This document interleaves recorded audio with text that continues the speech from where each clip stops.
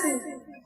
الحمد لله الذي بيده تسريف الأحوال، والصلاة والسلام على سيد الهادين إلى محاسن الأفعال. أما بعد، یہ کیا ہوا کہ میرے دش میں اندھیرا ہے، یہ کیا ہوا کہ میرے دش میں اندھیرا ہے، ہر ایک سمتیاں نفرتوں کا ڈیرا ہے. دھرم کے نام پر ہوتا ہے روز قتل عام، دھرم کے نام پر ہوتا ہے روز قتل عام. بچاؤ دیش کو لوگوں ابھی سویرا ہے. عجب ستم ہے وفادار مسلمانوں کو، عجب ستم ہے وفادار مسلمانوں کو.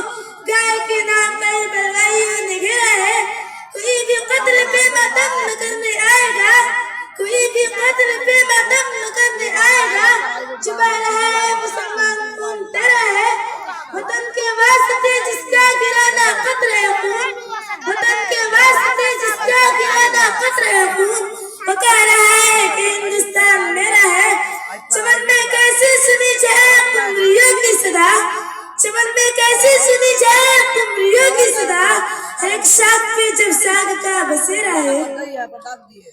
صدر باوقار حضرات اساتذہ کرام اور سامعین احسان، اس وقت ہندوستان کا مسلمان تاریخ کے انتہائی دشوار گزار دور سے گزر رہے ہیں. مسائب و مشکلات کے طوفان بلاخیز میں گرے ہوئے ہیں. علام و مسائب نے ہر طرف سے احاطہ کر رکھا ہے.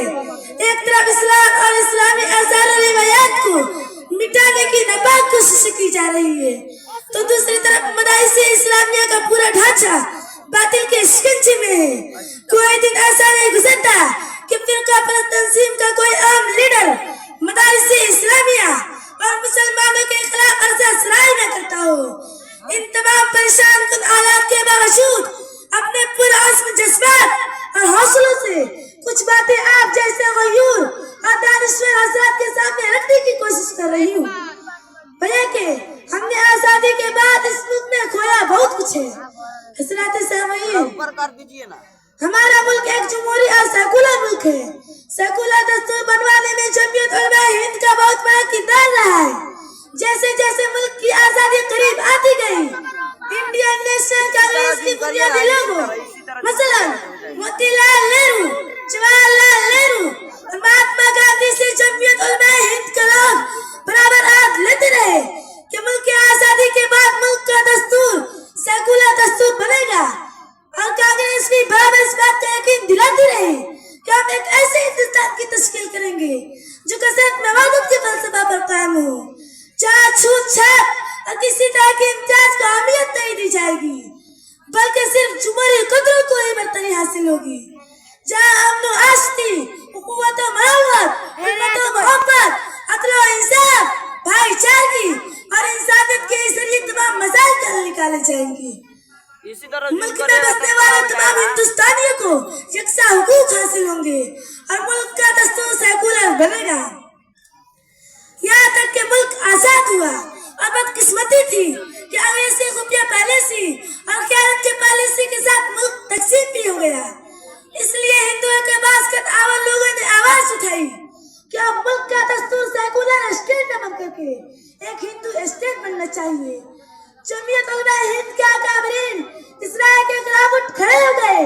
ہم سے جو وعدے تم نے کیے تھے ان وعدوں کو پورا کرو، کیونکہ اگر یہ ملک تقسیم ہوا ہے اور پاکستان بنا ہے تو قصور تمہارا ہے کہ تم نے منظور کیا، دستخط تم نے کیے ہیں، ہم نے نہیں.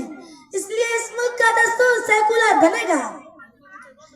جمعیت علماء ہند کا مطالبہ اتنا مضبوط تھا کہ اس مطالبے کے سامنے سر تسلیم خم کرنا پڑا اور ملک کا دستور سیکولر دستور بنا. لیکن بڑے افسوس کے ساتھ یہ کہنا پڑ رہا ہے کہ جس ہندوستان کو ہم نے اپنے خون جگر سے سینچا تھا اور جس کی زلفوں کو ہم نے بڑی محنت و مشقت اور بہت محبت سے سنوارا تھا، آج یہ ملک ایک نئے طوفان اور چیلنج کا سامنا کر رہا ہے. اور آزادی کے بعد ہم نے اس ملک میں بہت کچھ کھویا ہے.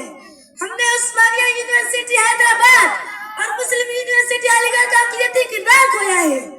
بابری مسجد اور جامعہ اسلامیہ کا صدمہ ہمارے ساتھ ہے. 2002 عیسوی میں اہنسا کے دائی گاندھی جی سرزمین گجرات میں اس وقت کی موجود سرکار کی قیادت اور مرکزی سرکار کی سرپرستی میں فساد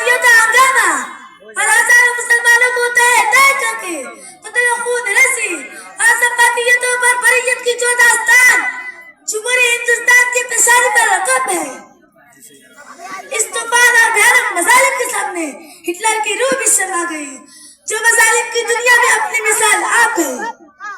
फसादात में चलते हुए मकानात और मकाने, लाशें, माँ और बहनों की लिटी हुई इज्जत और उस्मतों का मंजर हमारे सामने है। आला नौकरियों में आधे में नमक बन कर रह गए हैं। यकसर कोर्ट की तलवार हर वक्त हमारे सरों पर लटकती दिखाई दे रही है।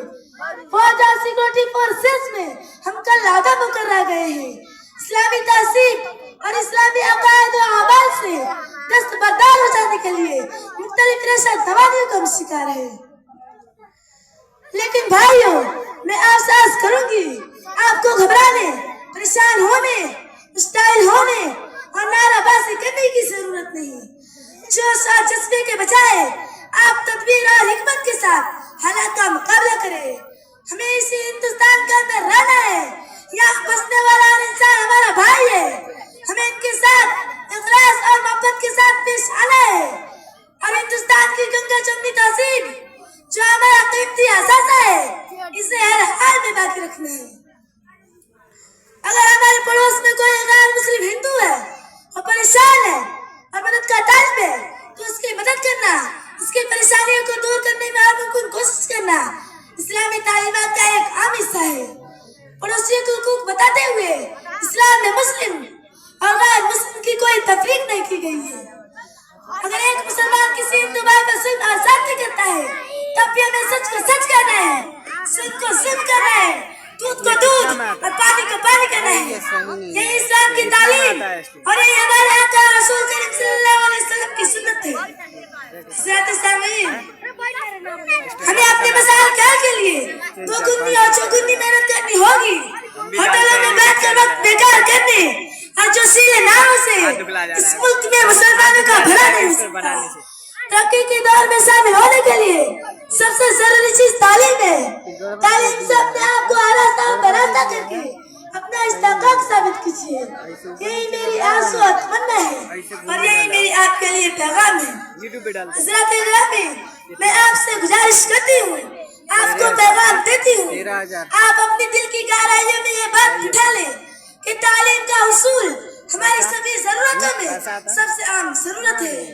आप उसको एक तारीख बना दीजिए और ये अहद कर लीजिए कि हमारे घर का कोई भी फर्द चाहे नहीं रहेगा। हम चाहे एक वक्त की क्यों ना रोटी खाएं, लेकिन अपने बच्चों को आला तालीम जरूर दिलाएंगे। अज़ीज़ान गिरामी, मुसलमान जिस दिन तालीम के मैदान में आगे हो जाएगा, उस दिन उसके बहुत से मसाइल खुद ब खुद हल हो जाएंगे।